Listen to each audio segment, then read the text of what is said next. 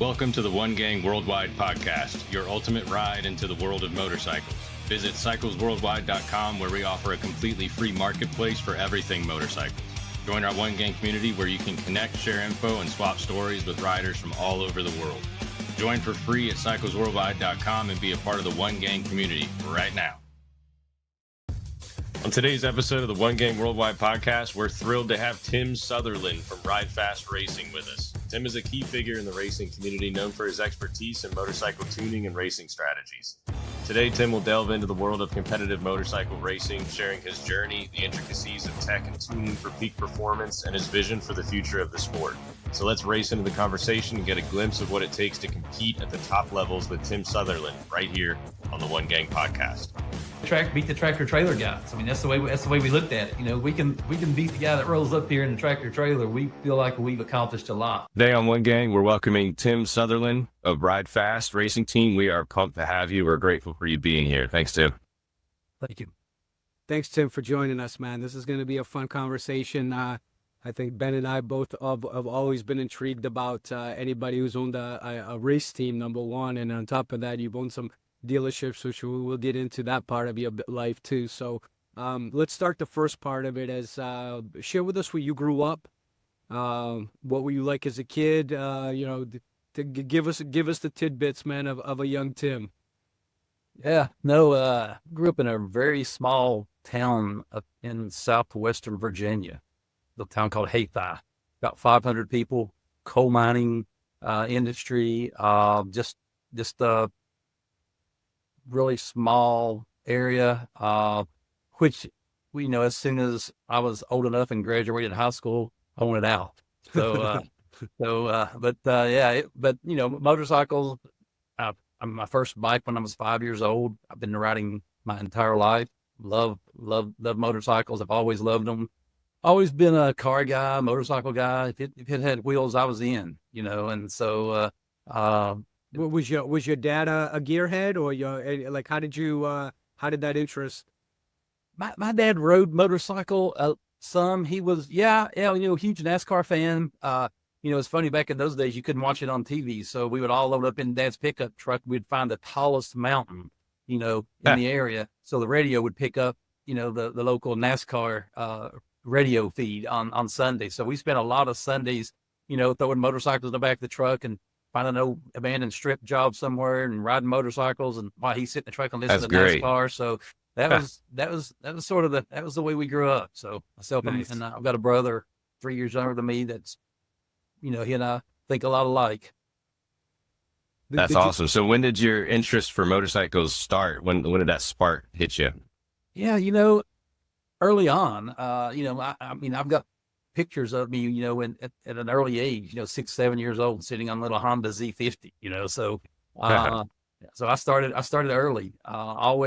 We lived from bicycles and motorcycles, and my dad owned a clothing store in town, so he would bring these big boxes home. I remember we would line boxes up and see how many boxes we could jump, on the bicycle. Yeah, nice. Well, the whole neighborhood.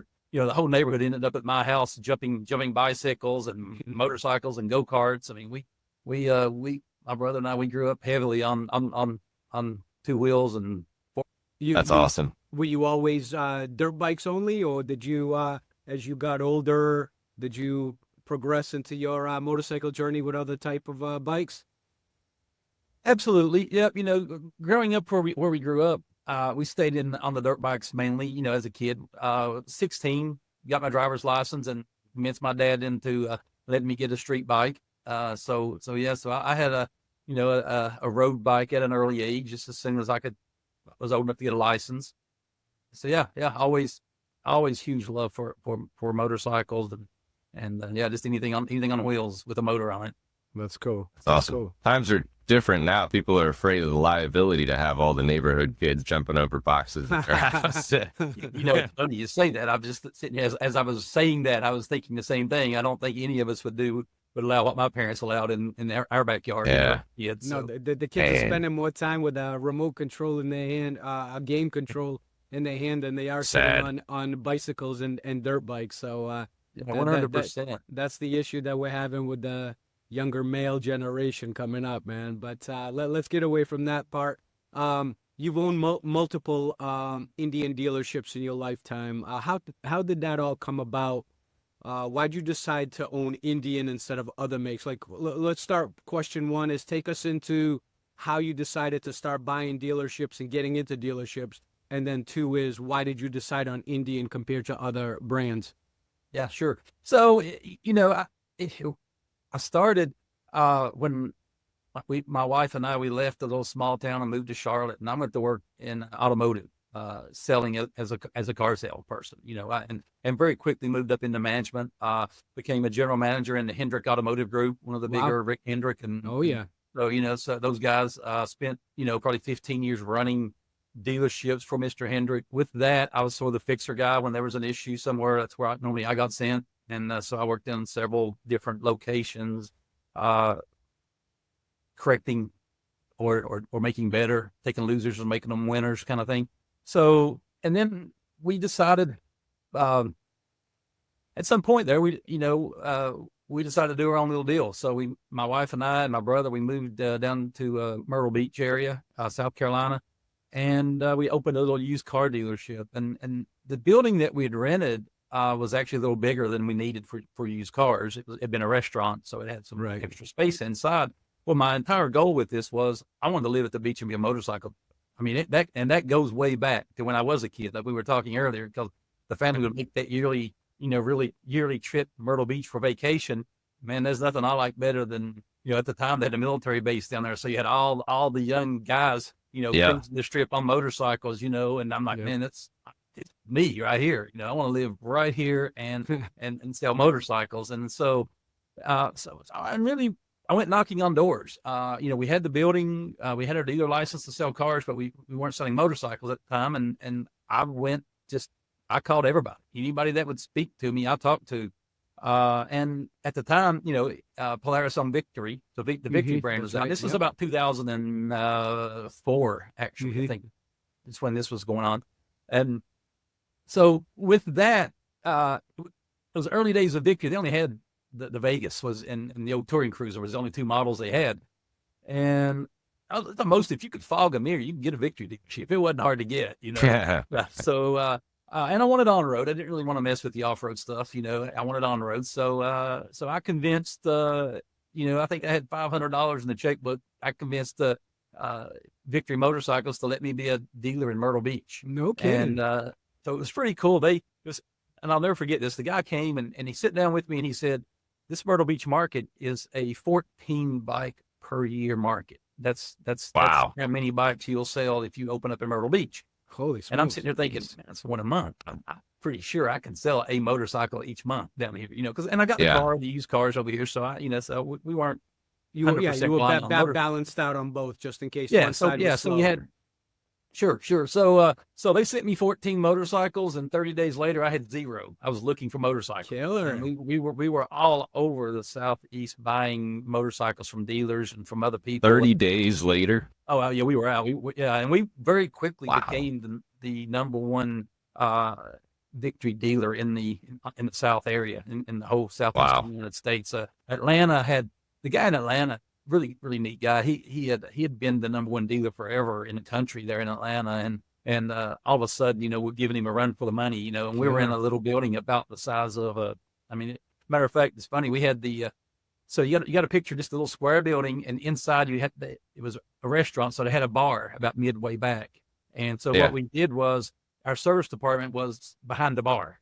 So you would pull your bike in the showroom and drive it behind the bar. And that's how we worked on motorcycles, was right in the showroom. I mean, it was that, couldn't afford a technician or mechanic or parts guy. So for the first 7 years of being a franchise dealer for Victory Motorcycles, I was basically a one-man show. My brother sort of took on the used car side of the business, and I did the motorcycle side. And so I was certified technician. So I did every work, every oil change, every warranty claim, ordered every part. My wife would do all the paperwork at night on the accounting side of the thing. She had a full-time day job. So for the first 7 years, we were pretty much a one-man show, and we were a top 10 victory dealer, and top 5, a lot of it That's nuts. We were sitting number 3 in the nation actually when Victory pulled the plug. Tim, Wow. let me ask you this, right? I'm just curious. Like I said, I've owned a shop, but it's more from the small side, so it was pre-owned bikes. But from the new side, you said that in the first 30 days you sold out. In that situation, as a franchise dealer, does Victory replenish you with more inventory, or you only get 14 bikes for the year and that's it? You know, back in those days, it was a little different. And so what you did, with them during that time period was you ordered your bikes for the year. So if you ordered 14 bikes for the year, that's what you were going to get. If you ordered 30 bikes for the year, that's what you would get. So they would help you try to find bikes out there with other dealers, and if they had any demo bikes or stuff. So I got bikes from them, but basically that was it. That was your allocation. That's what. So after that, you went into pre-owned. So you started selling more pre-owned after you sold out of the brand new stuff. Yeah, and we were pretty lucky. We were able, those early days of Victory, there wasn't a whole lot of right. It wasn't a great brand to be part of, and right from a standpoint of, so it wasn't hard to find a dealer who was willing to sell you some motorcycles. I mean, and we were buying 3 and 4 year old new motorcycles at the time. We'd find a dealer, it's stuck in a little hole somewhere, that had been a lawnmower guy or something and got the franchise, and he would have 3 or 4 2 and 3 year old motorcycles that would sell us. So we were able, a lot of travel involved, and a lot of jumping in the truck and going and getting motorcycles, but we were able to find what we needed at the time. It was difficult. And you would you do like when you initially opened up? I'm just curious. I think it's kind of an interesting point for others to understand is when you opened and you got your franchise dealership license to sell Victories. At that point in time, how did it work with? Were the first 14 floor planned, or did you have to come out of pocket and put some money down too? They floor planned the bikes. They floor planned them. Yeah.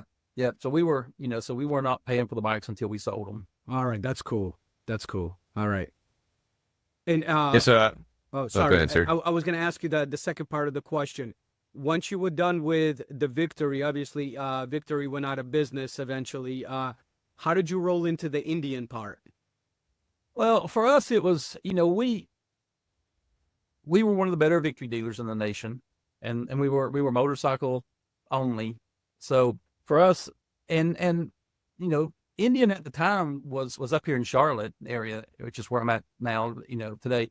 They were in the Charlotte areas where their headquarters was at. So I had a little bit of an inside track to what was going on, because I had some friends in there, and being one of the top Victory guys, I was involved in a lot of conversation. Hey, do you think we can sell him? What do you think about him? So I was even on the corporate side of things with Victory Polaris. I was involved in some of the conversation and some of the talks about Indian. So I knew it was coming before anybody. Well, not before anybody, but before most. Right, so I had the opportunity early to come. Now, one thing I did have to do was move, because the little building with the bar and the service area wasn't big enough. So we did have to make a larger investment in a facility before we were able to get Indian. But it was pretty much known at the time that we were going to be able to get Indian as a brand, and we were excited about it. One thing that I've always said, the difference between Indian and Victory was Indian Victory is a great product. Absolutely nothing wrong with the product, but it really wasn't a brand, and that's what Indian is. Indian is a brand, and that's the thing that made the biggest difference, I think, between owning and selling Victory versus selling Indian. Victory. Yeah, for sure. Outside of closing a couple of times here and there, but I mean the oldest 1901, older than Harley Davidson originality wise. So, and it was instant. It absolutely was. It was so funny difference, but between selling a Victory and selling an Indian. I mean, it completely, the customer was completely different. Everything. Let me ask you this: the early days, right? When Indian made its comeback. When did it come back, in 14? Yes, that was the first. Yes, that was the first. Yeah, that's right. 14. So they came back. Let me ask you this before we get onto that. Before Ben gets into his next question, curiosity once again. I mean, I'm just so interested in this type of stuff. What was your biggest drawback at that time, right? Because what was Indian known for? They were known for making beautiful looking bikes, right? But then they were also known for coming and going, which a lot of people kind of worried about because then parts and all this stuff and so on. And obviously the older Indians, they were using S&S motors. The new Indians Polaris was making their own motors. So Correct.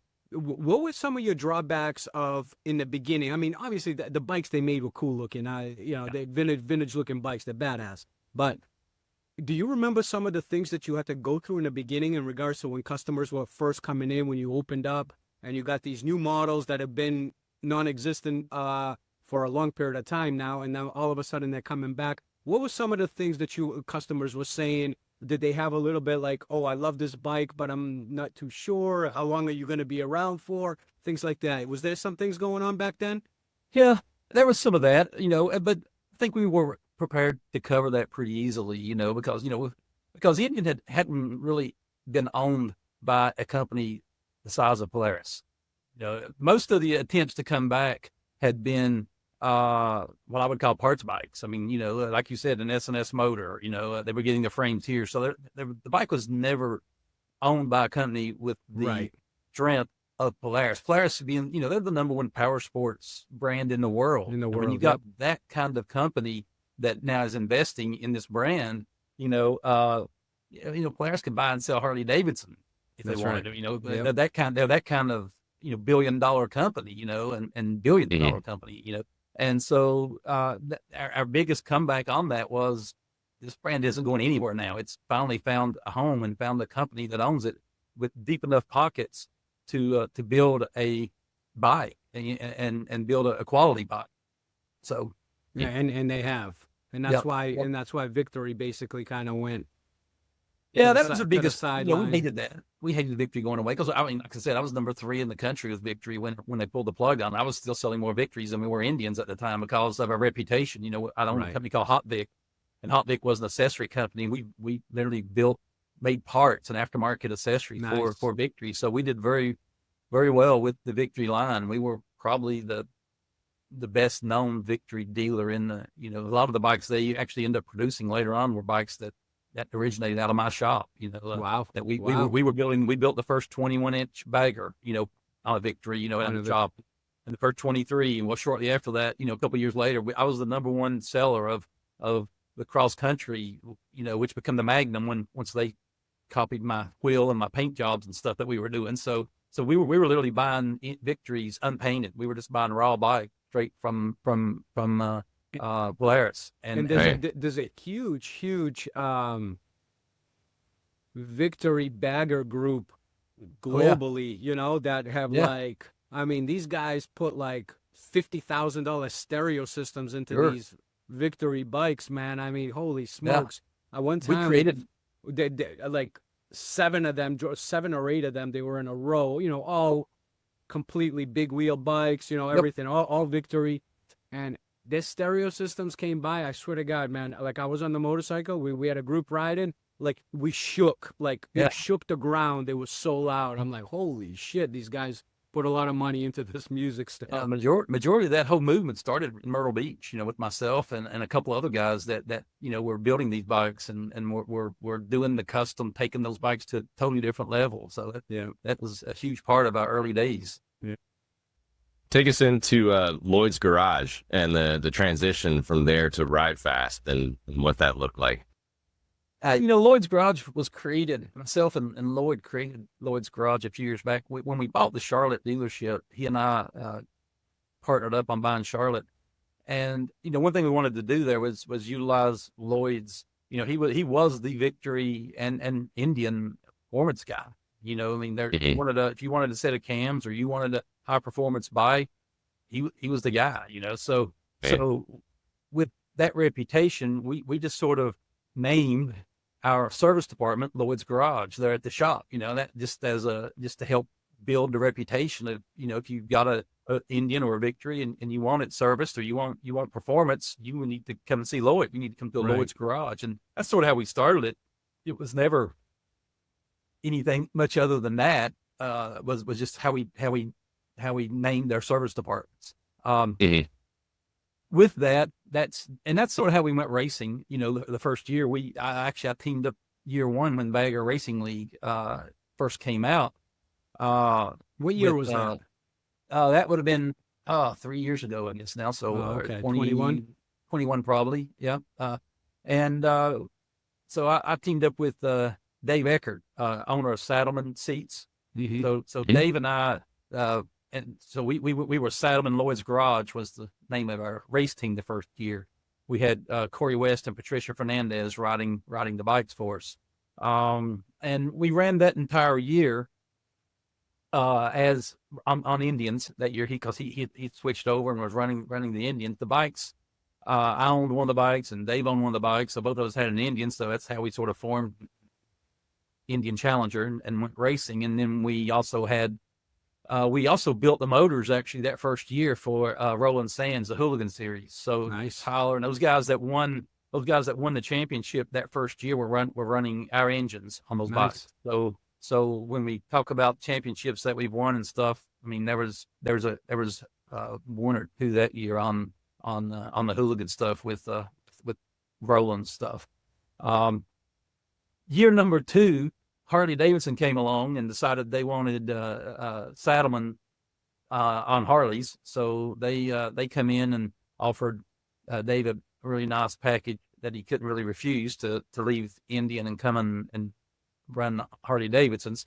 So that's when. So at that point, I was at a crossroads, either to run my own team as Lloyd's Garage, and which we did. So we ran, and actually off behind me here is a Moto America. We won the air cooled championship of Top Mazda that year. That was last year, I guess it was.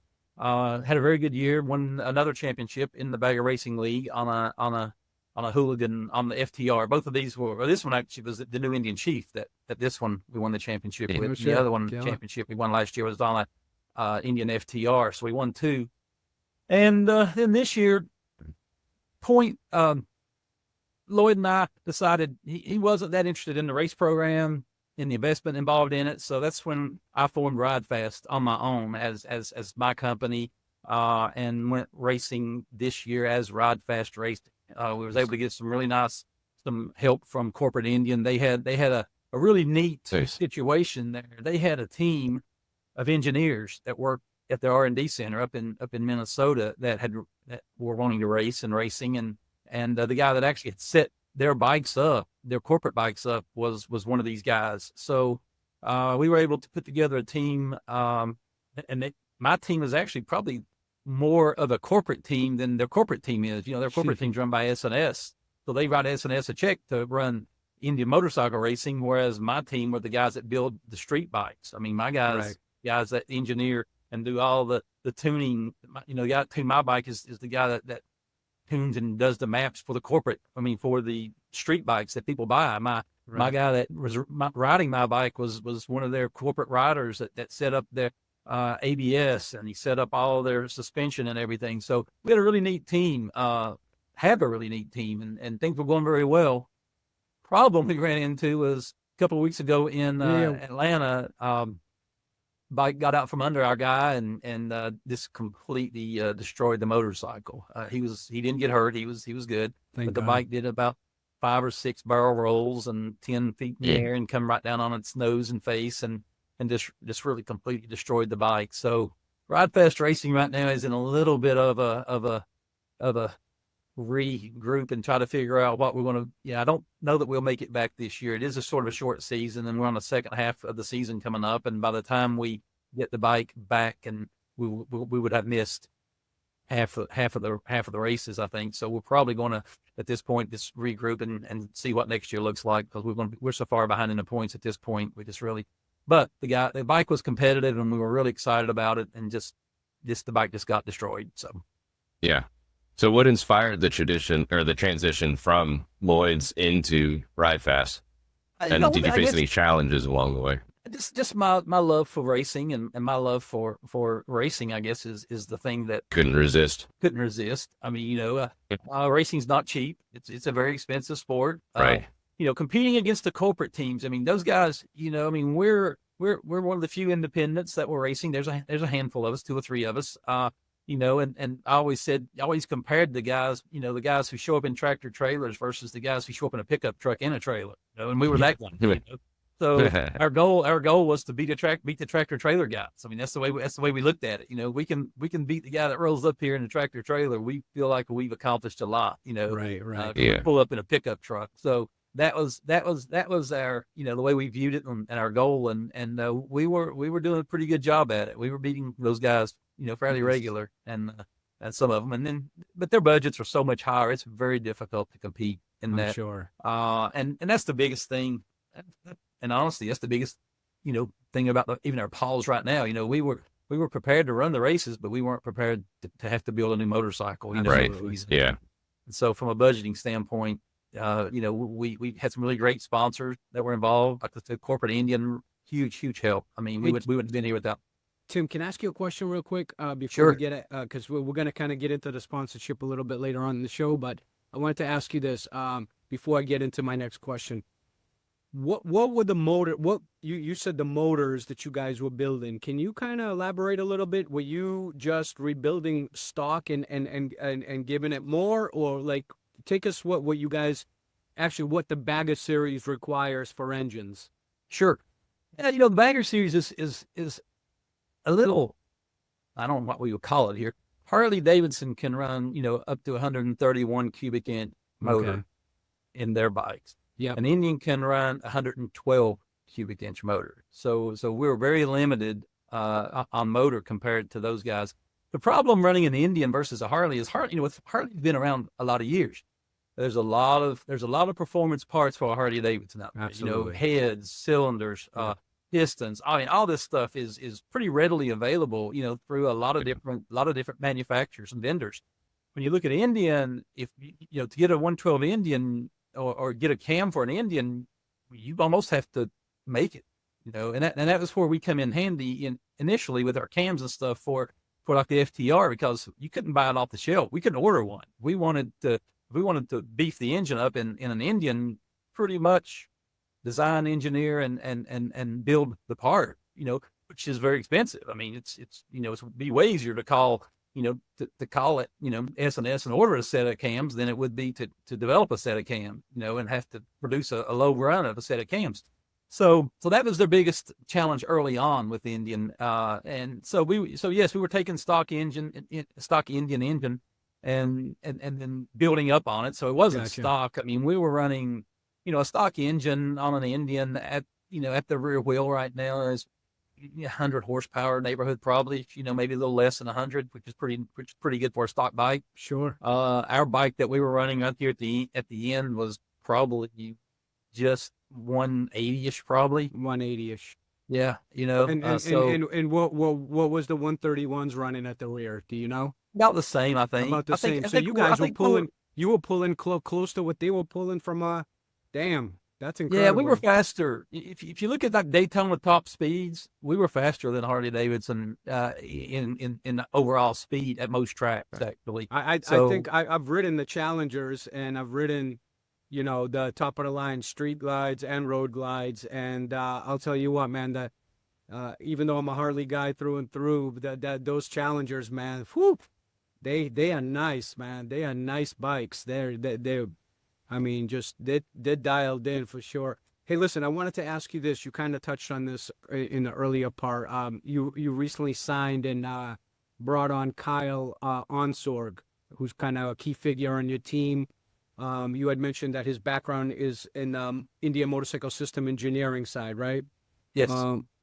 How does his expertise influence, dynamics, performance of Rydfast racing? Oh, he's huge for us, because, I mean, we would, the thing last year, we ran last year and we ran with Hawk Mazzata, and Hawk's a great guy. But the thing we were lacking last year was that suspension and setup knowledge. We didn't have. I mean, we were engine builders. I mean, we knew how to build horsepower. With the guys that were helping us last year, it was a different crew. And Hawk, great guy, and he would come in and tell us what the bike was doing, and we didn't know how to fix it. I mean, we just didn't, but we didn't have any of the telemetry or any of the data stuff that Kyle brought to the table. So when we got a chance this year to bring Kyle on board, it was huge for us, because Kyle would, when he would come in from a test session or something, the first thing he would do is he would sit down with Lindsay, his wife, and they would pull all the data off the bike. They put sensors all over this thing. So they would sit down with the computer, and before they would even touch the bike, they would read all of the data and then make decisions based on what they were reading and what they were seeing. We never had that. And it was so cool. And he does this. He owns a company even now called Adrenaline Engineering. And they do this for a lot of performance bikes, a lot of street bikes, a lot of race bikes for other people. So that's what he does, is he builds suspensions for high performance suspensions. So and he knows it. When he comes in, he can tell you. And with the data acquisition stuff that we had, we could even look at other bikes and other riders and stuff and see where they're letting off versus where we're letting off. And what our suspension was doing at that particular junction on the track, and what the brakes were doing. And I mean, it was amazing, the difference in what he brought to the table. I mean, Kyle is a genius when it comes to suspension work. I would encourage everybody, if you don't follow him, jump online, especially if you're doing any kind of track days or anything, jump on there and look at his stuff. I mean, what's it called? Adrenaline what? Performance? Adrenaline Engineering. Engineering, sorry. Yeah, Kyle Onsword. Yeah. All right, cool. Yeah, he's very good at what he does, and was, man, it made our world. How did you guys team up? How did that come about? It was really neat, because at the end of last year, when Lloyd and I had the conversation, he didn't want to race, this coming year. I didn't know how I was going to. I didn't see a path to racing, without the dealerships, without the help of our company, I guess, and doing it out of pocket myself, it's going to be very expensive and very hard to do. So, didn't know how we want to race. And so, I'm sitting home and I get a phone call from Gary Gray. He's Indian corporate director of racing. And he asked me, he said, Hey, what are you going to do next year? And I'm like, I don't know. I have a great plan at this point. He said, well, we'd like to see Kyle run a handful of races next year, Nice. And so would you be willing to, to put together a deal and if we help fund it a little bit and run, 3 or 4 races with him. And that was sort of our deal was with the Indian was a 3 race deal, to run Kyle. And then we, at that point, started looking for other sponsorship and other dollars to see if we could run more than 3 races. And we were able to put together again, enough money to run a handful of races. First half of the season was sort of our goal. And then at the end of the first half, we hoped to find money to run the second half. With the bike crashing and being destroyed, we really we weren't able to put the package together. So, Gotcha. But that was a program. It's a very expensive sport. Very. All racing is. I mean, it's not just this. So speaking of the competitive nature, the Moto America Mission King, the Bagger Series is super competitive, and we're curious if you could share some behind the scenes details for what you guys do to prepare both mentally and physically for the series. It is a very intense series. I think the Harley Indian War, I guess as we would call it, is live and kicking. I mean, it's a great with the fans. And it's all in good fun. I mean, I'm a huge lover of motorcycles. I don't care what it is. I was talking earlier, I hold a land speed record on a Triumph actually. And so I love speed. I love competitive and love racing. And to go to one of those events, I mean, we got to go this year to COTA and be part of the MotoGP weekend. I mean, how huge is that to have for me to own a motorcycle sitting on the grid at a MotoGP race? I mean, it's huge. I mean, cool. Go to Daytona. And have a picture of my bike laying up against the wall there, with Daytona written in the background as it come around at 180 miles an hour. I mean, gosh, guys, I mean, it's such an adrenaline rush. And, and part of the thing is, it's what makes it, it's what brings people out. I mean, absolutely. If you look at the numbers, and it's crazy to look at the Moto America numbers in the last 3 years, the growth of Moto America. I mean, they go from having a few 100,000 views to millions of views, and they go from having I think I don't even remember the numbers. They're huge numbers. It's millions.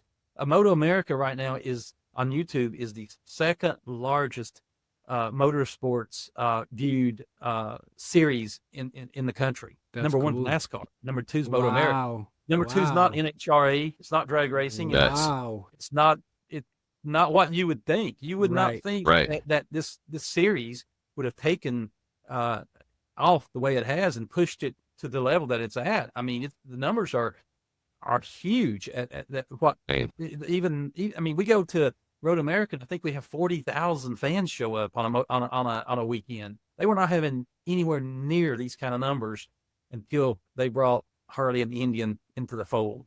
And so a lot of people talk about, you hear a lot. The old days of dirt track racing, right? The old days Why are we of doing this?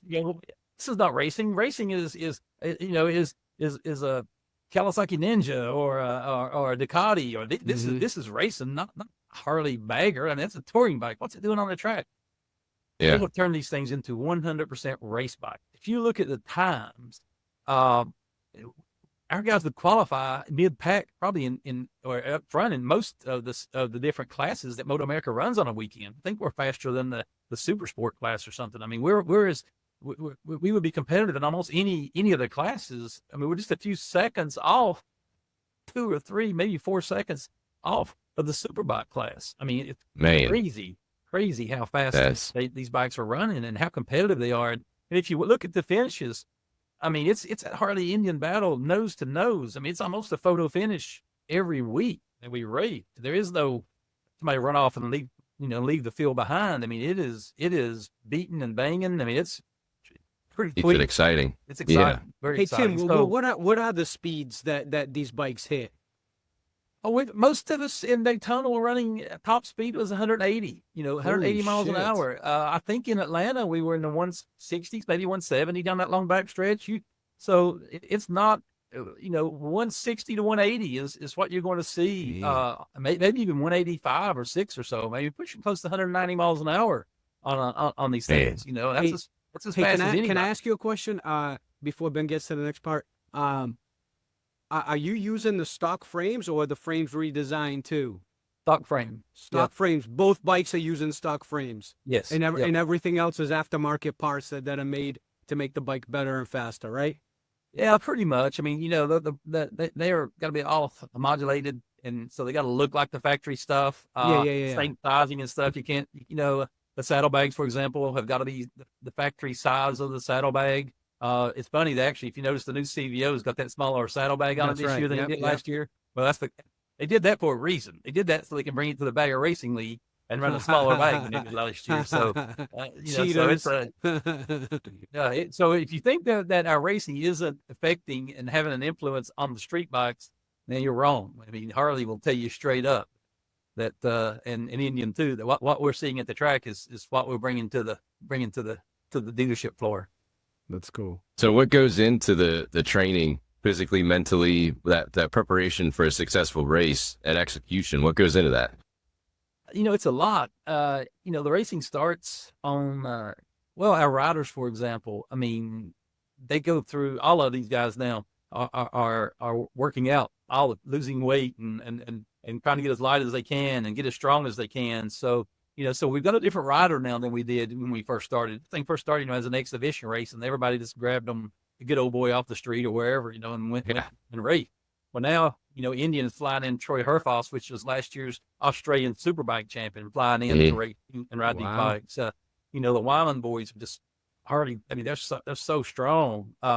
Rispoli, all these guys that's out there racing, right now, O'Hara, I mean, these guys are professionals. They're not these guys that, our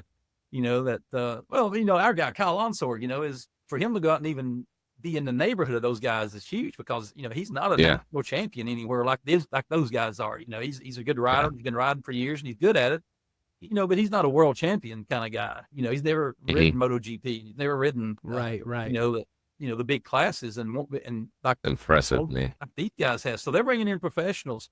The racing we start on Thursday, with tech, and then you got to go through tech. You got to pass that. You got to get through that whole day, and then we start, on Friday with qualifying, and a little bit of practice session and getting through, a couple of qualifying rounds, and then then there's always a double header, so there's always a race on Saturday, and then there's a race on Sunday. So it's 2 races What is it? weekend event. Qualifications on Saturday and championships on Sunday?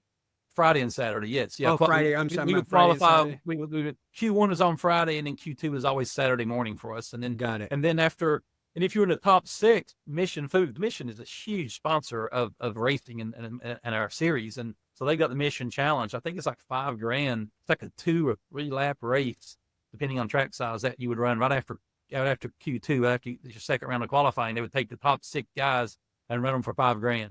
Wow. So, which That's is pretty killer. cool. I mean, Yeah, man. so that was part of our goal. Was we wanted to make the Mission Challenge. We wanted to be one of the top 6 guys, and unfortunately we were 7th a couple of times. We were sitting right there, out in Coda. I think we were that 6th guy until the last minute, the last second, and then we got knocked out. So it's Jeez. very frustrating. Not frustrating. It's intense, very intense to sit there and thinking you want to make that, and you're going to be there, and then all of a sudden you get that, that guy knocks you off by 1/10 of a second or 1,000th or something, and then you're back to the pits, and it's a lot of work. I mean, when you get back, the bikes basically get taken down. Very expensive. Every tires, every 6 laps, you put new tires on. So every you would 6 go, laps, you put new tires on. Well, yeah, we go through Damn. 12 tires a weekend. Wow. And tires are $250, $300 a tire. Yeah. Fuel's $5-6 a gallon. Or no, it might have been more than that. It's very expensive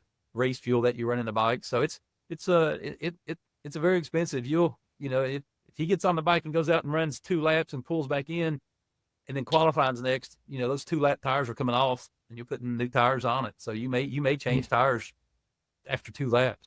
Damn. So, hey, listen, you kind of touched on this earlier, but sponsorship obviously plays a significant role in what you do.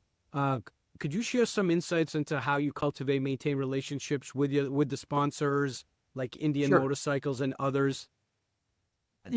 For me, I will be honest. I've always had a problem asking, a friend or somebody I know to give me money to go play. Right? I'm going racing. Yeah. How about writing a $10,000 check to go racing? Well, they're like, you got your own check. You go. So that's always the thing I've always, and I've tried to put together, is to make sure that it's beneficial. That if you write that $10,000 check, that you're going to get your money's worth. And so, putting your logo on the side of a motorcycle really isn't it. I mean, because it's, there's very limited space to begin with. So just having your name on the bike, what's that really worth? And so that's where we look at our social media. That's where we look at I do several podcasts myself on occasion. Nice. And the thing we talk about is the sponsors and the guys that, Reliable Diamond Tool, Jonathan Thompson, huge supporter of ours. Just help, he's an Indian owner, an Indian rider, a friend of ours, and he likes to see us go fast. He likes to see the brand, and, Blackout in the industry, James and Katie, out in South Dakota, they've been huge supporters of ours too. Z-Max has got on board with us, and helped. And some of the stuff is sort of a business to business kind of thing too. If we buy Z-Max oil, we sell Z-Max in our dealerships. So we buy a lot of Z-Max oil. So therefore they help us, on the sponsorship side. So right. it's a relationship kind of thing. It's, you don't find a lot of guys. My phone doesn't ring from a guy, from Monster Energy or Red Bull or somebody who just says, "Hey, I want to be on your motorcycle." It's mainly me cultivating relationships, the people I know, and being able to offer them. Now, last year I did a pretty neat thing, and I thought it was pretty cool.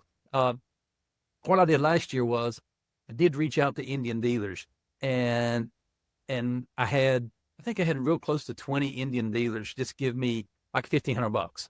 Killer. So it wasn't big money, so it didn't cost them a lot. Yeah, but adds up. $25,000 adds up, for us. I mean, it made a huge difference, so, and then what we did with those guys again was we sent them a huge banner, with their logo on it, with our bike picture on it, showing that they were sponsors of our team. They can hang it up in their shop, and get their team excited about it.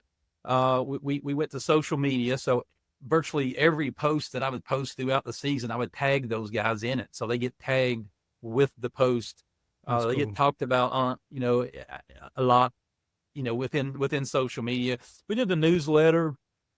the dealership would send out a newsletter. We had about 50,000 people on our newsletter actually that we would market to. And we would always thank those sponsors, inside those newsletters, for being involved in our race team, as well as we put their logo on the bike. So the whole front of it, I had just covered up with Indian dealers all over the country, and I think they liked that. And, and it worked out well. This year we tried to narrow it down to just, the problem was when we would tag everybody, you could easily get lost in the tag. When I got 20 or 30 sponsors, and they're all tagged in it. So what I wanted to do this year was make that just a little smaller group, so that when I did tag you, there's more value to you being tagged in. Sure. Which meant we needed a little more money for you being in there. So, but that was the biggest thing that we've done is we try to include that person in the whole program, and we try to include them in everything that we would do, and to make sure they were getting value and getting their name out there and for their help on the bike. Tim, let me ask you this. Take the audience into the day in the life of Tim Sutherland on, let's say, race week.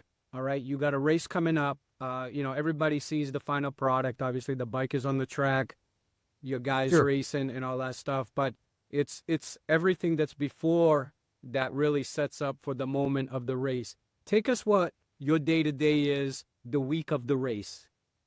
Well, mine as a team owner is a little different than those guys on the team, but being a small team, not at all uncommon for me to be the truck driver, because those guys are working, at Polaris full time. So they've got to get off from work, they're taking, they're not being paid to come and work on this team, by Polaris or by me there, but it starts actually even earlier than that with the logistics of where are we going to stay when we get to the racetrack? What are we going to eat when we get to the racetrack? How are we getting to the racetrack? So there's a whole preparation of stuff, logistics, right? All the logistics and all that. Good example. And I probably shouldn't say this online, but we rented a house in Austin, Texas, for COTA, so I fly in early, get to the house, and holy cow, it was not what the pictures described. Yeah, no. It was bad. It was bad. And I'm like, man, my guys can't stay here. This is not going to work, So I'm there before them. So I'm on the phone with the company. I'm on the phone with the homeowner. I'm trying to two things. One is I got to get my money back for this place. Secondly, I've got to find another place today, and because my guys are flying in that night. So I've got a small window here of trying to find a place for everybody to stay, so got all of that. So that's just part of what we do, and part of putting it together. And then when you get to the track, it's getting the truck, getting it to the track, staging it, getting in line. I mean, we sit in line 4 hours in Atlanta just waiting to get in to sit. So you're sitting there, you probably call you up, and the whole thing of parking is almost a day adventure, just trying to get. And then set up, putting your tents up, pulling your tools out, getting the bike out, getting it prepped and ready to go and stage to go into tech, taking the bike to tech, going through pass, fail, whatever they find on the bike they like or they don't like, go back, make the changes, and just the whole process of getting everything prepared to go onto the track. I mean, it's a huge thing. How many engines do you bring? 2 motors with you guys? Absolutely. One or more. How many? Well, no, we were bringing the motor in the bike, of course, and spares. We always had 2 motors. We had 2 engines with us, and it's not uncommon. I mean, we've been lucky. Our guys built a great engine. I mean, I knock on some wood here. I guess we did not lose an engine last couple of years. Cool. But a lot of guys did. So we would take that engine, and the bike really wasn't scheduled to go back to. So we would go from like COTA to Road Atlanta. So the bike would come back with me to Charlotte, and then in Charlotte when we would get there, we may change that engine. We would run an engine a couple of events, and then we would swap it out with the fresh engine. Right. Take that one back and rebuild it. So the bike itself really lives in the trailer from race to race. It didn't go back to a shop and and get worked on. It basically lived in the trailer. What is for the audience? What is the most common problem with the engines if they go? Like what are you hearing from others that are blowing their motors? What seems to be the most common? Well, early on, we know in the very couple of years ago, we had a little oiling issue, because we were turning them a lot faster and a lot harder than they were designed to be turned. Right. So, so getting the oil to all the places that it needed it, was a little bit of an issue. So we had some problems with the crank bearings, let's say year one, which, was all correct currently. So we aren't having those problems. Right. But just turning the kind of RPMs and Harley has a little more, we're having more engine issues than we were. I mean, those guys would they would, as often as we would change tires, they were pretty much changing engines early on. Wow. They were going through a lot of them because that bike could not stand the RPM that our bike can. At that time, they've done a lot of work and right now, and they've actually, the series itself also cleats us a little bit and brought our RPMs down a little bit overall. And so now they cut us back a little bit to keep us from destroying ourselves, basically. Can I tell you something? And being a Harley guy, I hate the M8s. I think those motors are garbage. I know that the torque and horsepower that they're putting out is nice, but I don't know, man. Those motors are problem. I don't think Harley's built a good motor since the Evo. I think the Evo was the last great motor Harley truly built, but that's just my opinion. But Indian's got a great motor. They got a good program, and they do. For us to be so limited on displacement too, to be able to compete is, it's funny, and I look at the American Flat Track Series. Indian came and just dominated, and Harley left, and it's no fun to watch, 10 Indians race. Right. It's no fun to watch 10 Harleys race, but they've got to be competitive. So as much as a lot of the fans want to complain a little bit about, hey, it's an unfair advantage. Harley gets to run a 131 and we only get to run a 112. It isn't fair. It really wouldn't be fair if they would let us run a 131. Nah, that's true, man. That's true. Listen up there, president of Harley Davidson, who's making big bucks in his bonuses at the end of the year while the sales are struggling. But build a better bike, man. They're too damn expensive for what they provide. I mean, that's one of the things I've noticed. True, Like I love the fact that what Indian does is they already give you upgraded parts on the bike. You've got the movable windshields. You've got everything that you need, And Harley, it's like everything is extra and extra and extra, and then they sell you this bare bones bike for such a high price, and 100%. Then you have to change everything out. I mean, that started pissing me off when it was like, I'm like, come on, man, at least put out what Indians do and at least compete on the equal level, but they won't, because they know they've got the diehards, which will buy them, and then they'll spend an extra 10 grand putting in the same shit that Indian gives you stock straight off the floor. So we always, people will come into our showroom and they'll say, well, we like Harley because you go into a Harley dealership, they got this whole wall of accessories, that you can buy on your bike, and Indian doesn't have that huge wall of accessories. And my statement is, it's because it's already on the bike. We showed, we got chrome brake levers, chrome clutch levers. That's right. We got cool grips, and our bike comes with the stuff that you would find on their wall, to buy. Right. So you pay extra for. So we don't have that, but we don't need that because it's already here. So very, very right. True, But speaking of parts, accessories, motors, displacement, all that stuff, innovation is huge to keep that competitive edge and stay ahead. What does Rydfast do to keep abreast of the transformations and trends in the industry? Well, one thing that we're doing now, and this is our relationship with SNS. I mean, that's been huge. And that makes sense, yeah. Because those guys are really doing a good job, and and they're really hard at it, trying to compete. I mean, Harley's hard at it. I don't, if you just Harley just put out this YouTube series. I don't know if you've seen it yet. It's six about 30-minute YouTube videos on racing on the Bagger Racing League over the last year. It's sort of like the Formula One series, but they put out excellent. It's been done very, very good. I mean, I'm jealous of the job that they've done on that, right. but it shows a lot of what they're doing. It shows that they are full-time committed to winning and to racing and to compete against those guys. You got to do it. I mean, with Indian, even though Indian, the thing about Indian is it is part of a huge company, correct? But Indian brand compared to Harley Davidson is still small.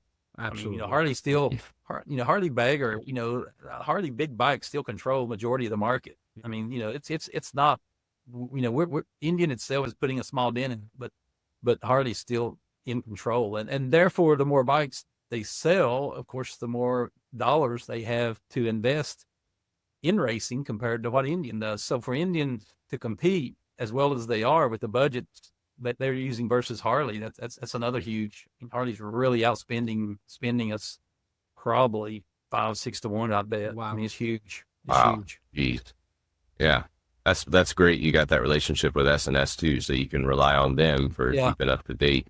Yeah, exactly. When they come out with a new cam, we get it. When they come out with whatever the newest is, that with our relationship with them, we have access to it. So that's been huge. Yeah, that's a symbiotic relationship that benefits both of you guys. As the owner of Rydfast, what are your goals and aspirations for the team and in general? And also, do you have anything specific, any milestones you guys are chasing in the upcoming year? No, this year took a really hard hit. Our goal was to be a top 5 dealer. I mean, top 5 team. And we were on the cusp of it. We would have been there. Not, but when we missed the 2 Atlanta races, and then we're going to miss the next 2 races, our opportunity to be there is a shock for the year. So at this point, we don't have a whole lot of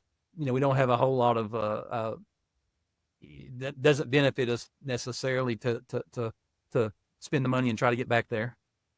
Right. Tim, let me ask you this. You guys, and this is just a curious question more than anything, because obviously this is so new to me to understand the behind the scene. Now, the bike was crashed, okay? So now at this point in time, obviously the bike was destroyed. Are you able to maybe buy a donor bike, like something maybe like an older one, just to take the frame and kind of rebuild it and get back into the season, or it doesn't work like that? No, the framing wasn't the problem. A lot of it goes back to the point that stuff that we race on this bike is not off the shelf stuff. Right. It's stuff that we spent over the winter developing and building. Our triple tree, for example, the triple trees on this bike. And this is where the bike being put together and built at Indian's R&D center up in Wisconsin, or up in Minnesota. Minnesota had such great value, because the guys that, again, were working on my bike were the same guys that were working in that plant. Well, they have access to all the machinery. They have access to big plastic printers. They have access to all this equipment that most people wouldn't have, that I didn't have, without them. And so, we spent most of the winter, they cut the triple trees that were on this bike were cut out of a block of aluminum. They were designed and engineered by these guys. They were one-off stuff. Wow. So to be able to and come back now, and you can't just go buy this stuff, is the bottom line. Right. It's not as easy as just picking up the phone and saying, hey, I need a new set of forks, and I need because they were built. I mean, we would take Olin's or in some cases even the Indian FTR fork and use the shell, I guess you would say, and then have Kyle would rebuild the guts, everything in them. So there's so much stuff on this bike that you just can't buy it. And it's just time. It's really time more than it is money, honestly, with these guys. If they had, if they were working full time, like the Harley guys or even the corporate S&S guys, they're full time employees to race motorcycles. My guys had day jobs and families. And so for them they had already spent the entire winter working overtime and working weekends and working nights, and of course in Minnesota it's not a big deal because it's snow on the ground, right? You're not missing anything, right? But now that it's summertime, and you got kids that want to play sports and play ball and stuff. It Yeah. changes. It Understand. really would be a problem for me to ask these guys. And again, not, they're not paid employees. They're doing it because they love it. They do it because they Right. love the sport. Yeah.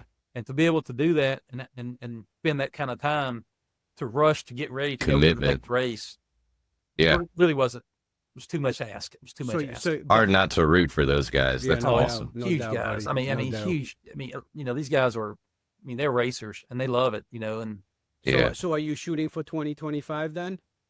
yeah, that's our goal. Is to come back in 2025. But there again, it's sponsorship driven, it's money driven, Mhm. and the selling, even selling the dealership, my part of the dealership, selling that, and the company. That a lot of the reason, my reason for racing is twofold. One was I wanted to market our brand.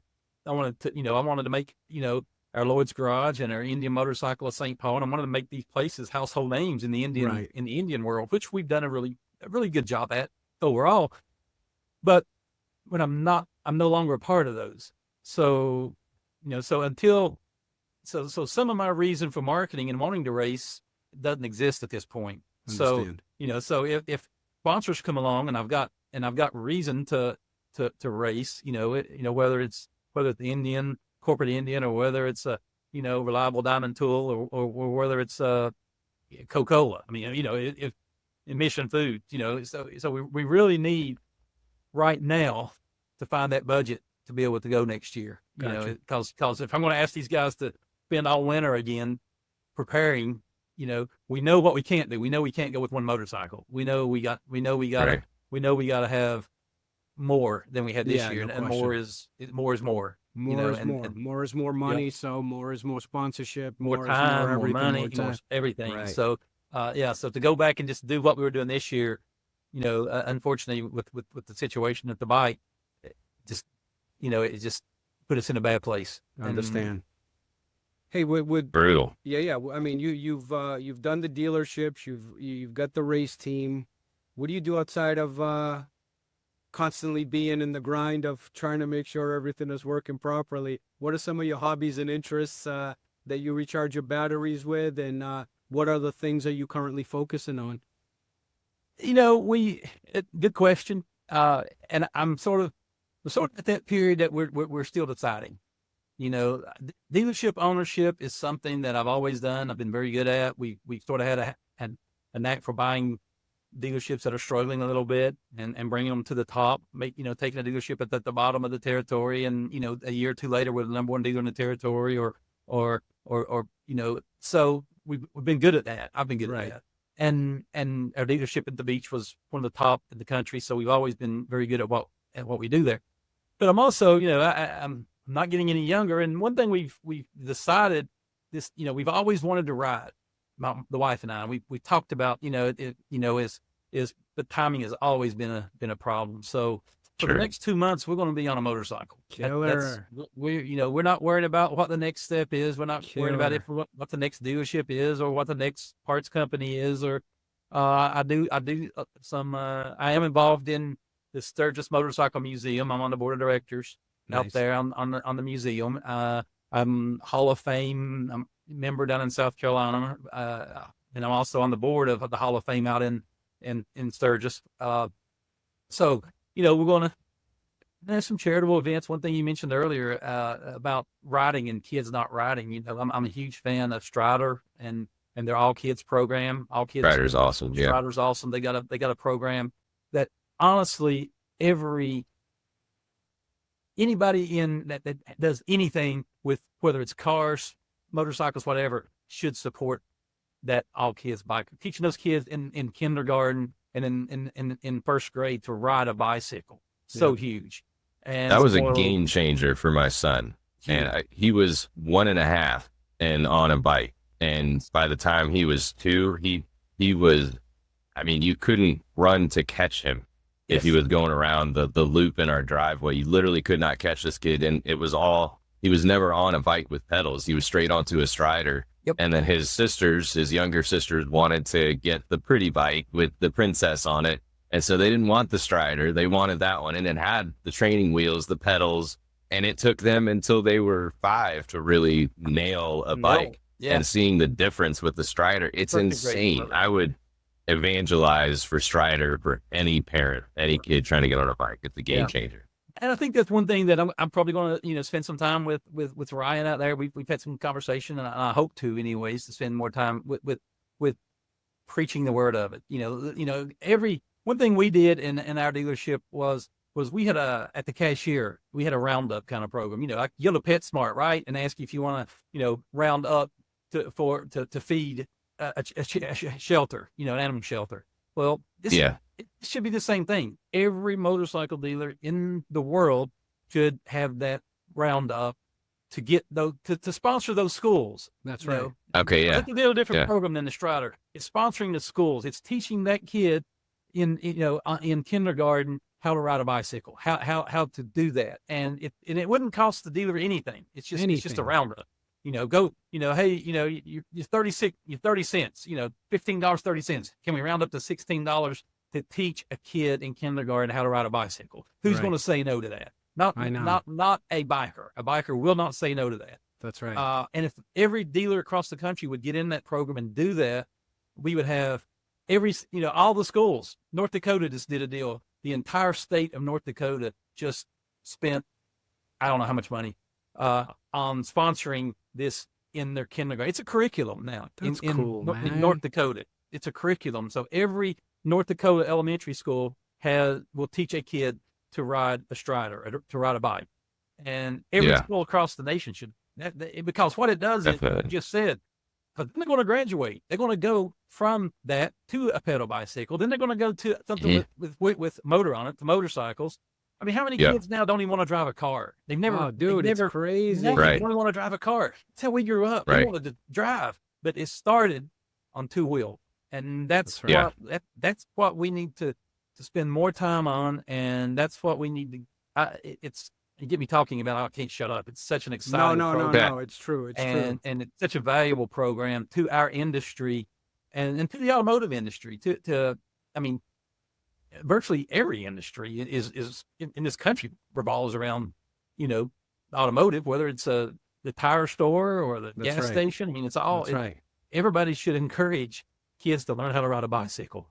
Agreed. Definitely. Agreed, man. Yeah. Agreed. My son is 10, and I'll take him out to the trails out here, and he's hard to keep up with for some of my friends. It's impressive. And it all started on that Strider, but now he's just so confident in that center of gravity and balance that he's doing stuff that comes second nature that a lot of us who grew up on pedals had to learn. Yeah.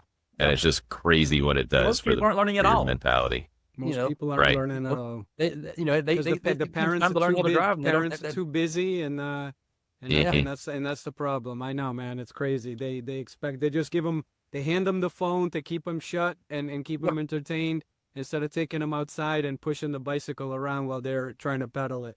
I know, man. It's crazy. Out behind the house jumping boxes, right? That's right, man. Yeah. That's right. I got scars all over my legs from jumping mopeds, man. So, I get it. All right, so last question before the speed round. For competitors or aspiring owners of teams, what advice would you give to either racers or individuals that are looking to cut their teeth and get into the industry? Just get to the track. There's all kinds of track days around the country, and the opportunity to go and get a taste of it, for a rider is really neat. I mean, there's huge opportunities out there for them to get out and turn laps and stuff at their local track near them. On the bigger picture, Indian come out with a race replica bike, and they were selling that bike, and a race replica Indian was selling for real close to $100,000. I mean, for a bike built by S&S, that bike, even when they sold it was a couple of years behind. So it's evolving so fast, is the problem. What you think. You build a bike this year based on this year's speeds, and you take it to Daytona, you're going to be 2 seconds off the pace next year. Because that's how fast those bikes are. They're developing. Speeds are crazy. It's every year that we've done it, we've shown up thinking we got a bike, and that would compete, and all of a sudden we're a second behind because we're faster than last year, but we're slower than this year. So So it's not easy. I get that question a lot, and I get a lot of calls and people, hey, what do we need to do? And the unfortunate answer is it's a very expensive sport.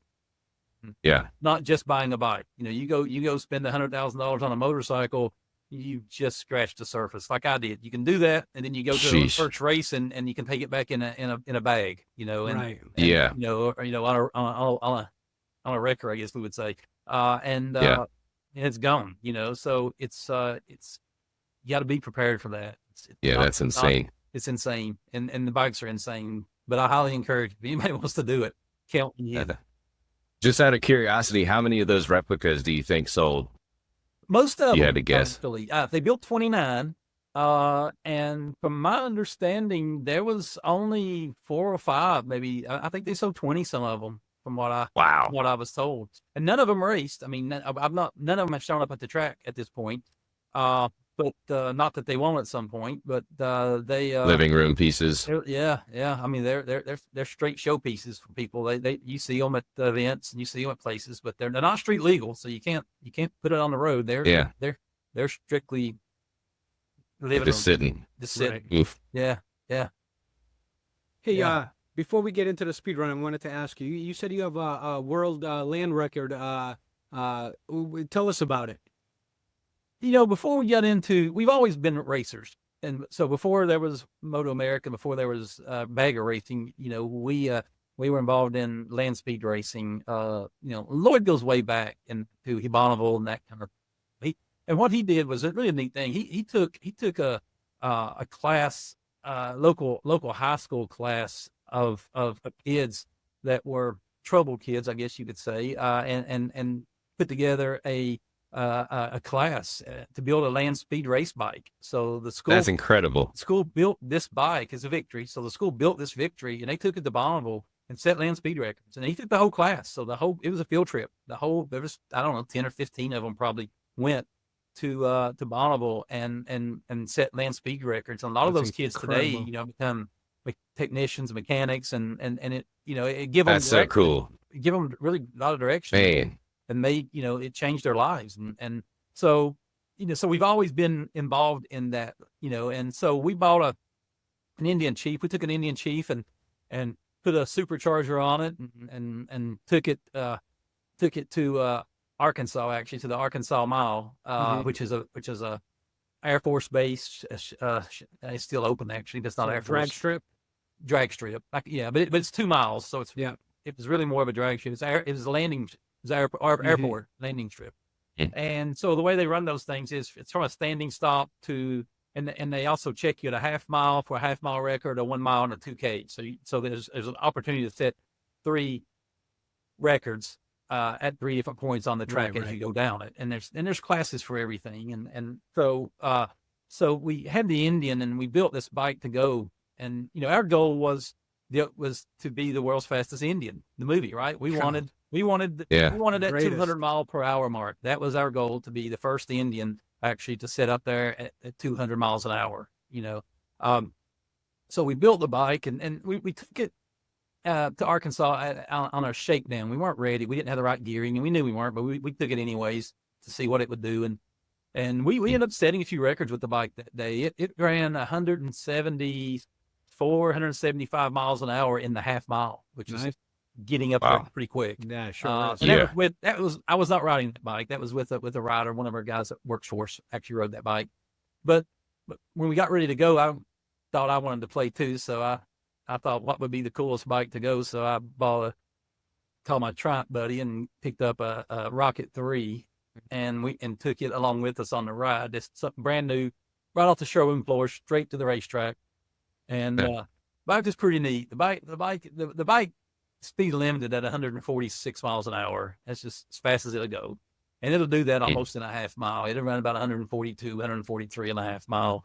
And that's just as fast as it would go. So it was a lot of fun. A lot of crazy. Fun. And running the 140s.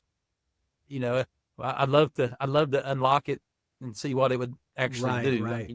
On that bike. I think 160. That's pure stock you ran, right? Just that's pure stock. So from showroom to racetrack, right? Showroom to race. We We didn't change it's stock pipe. We didn't change nothing on it. Just straight from short road to the track. It was a lot of fun. A lot of fun. That's funny, man. That's funny. All right, man. You ready for the speed round? I hope so. We'll give it a shot. Buckle up, man. All right, listen. If you don't make the 2 minutes, you have to send Ben and I both a 2024 Indian Challenger Limited. All right? But if you finish, then you're good. I'm going to have to hurry then. Yeah, you got to move, man. All right, let's do it. What is the best motorcycle you have owned or ridden? Indian Pursuit. Pursuit. Okay, good bike. If your motorcycle could talk, what would yours say about you? I need to ride you more. Good one. Best place you ever rode and why? That would be the hot bike tour. And we rode from Spirit Lake, Iowa, up to Boise, Montana, with Hot Bike Magazine. I actually won the hot bike tour one year with an Indian I built. That's cool. That particular trip was a blast. I mean, I would think Jordan. How many riders went on that?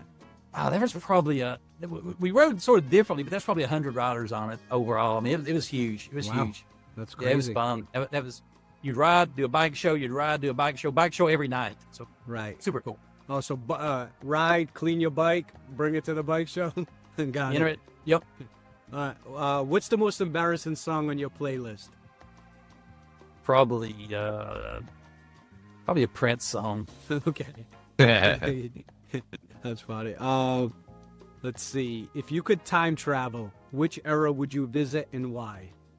Oh, I'd love to go back into the 60s. I'd love to go back and be part of growth of NASCAR, actually. Back when they were running,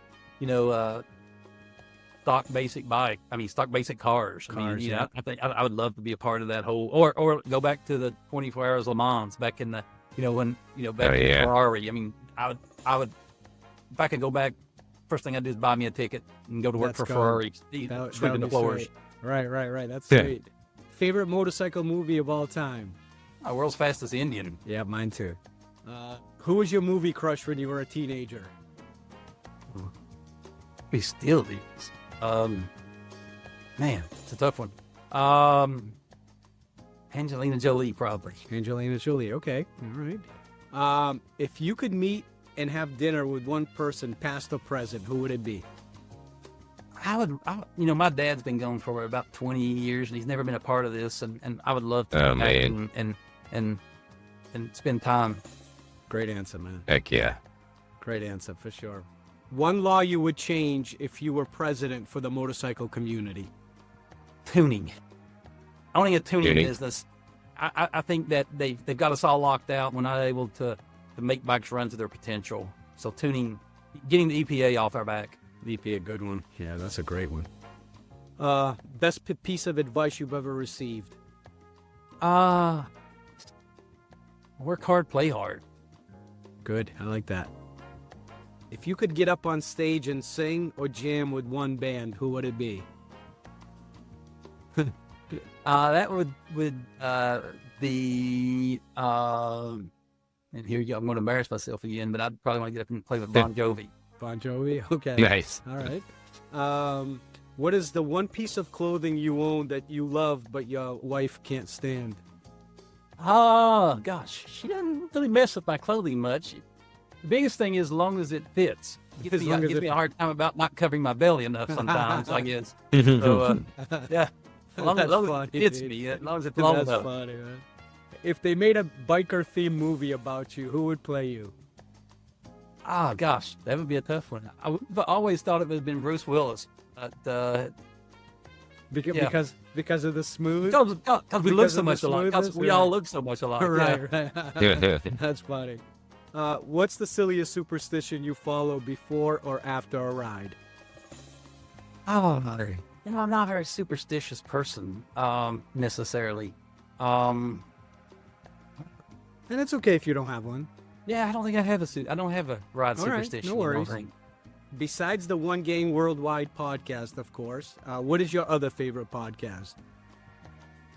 I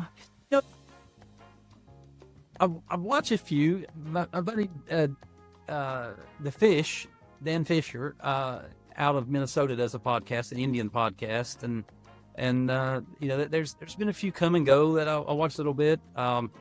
You know, Ride Fast. We do a little podcast occasionally, you know, to update. Not that keep, you know, say mine is my favorite, but you know,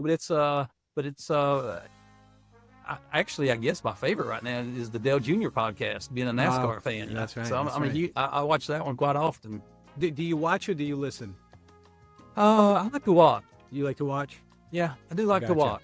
Gotcha. Yeah, I'll listen in the car, but if I'm at home, I'll watch. Well, you made it, man. 1 minute, 59 seconds. You Don't have my you motorcycle. made it. Yeah, so no That's- motorcycles for us. Shit. Sorry to hear that. Ben, you should have jumped in, man. Paused it a little bit. Yeah. Did something.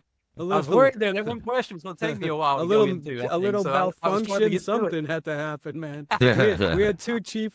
We had two limiteds on the line here, man.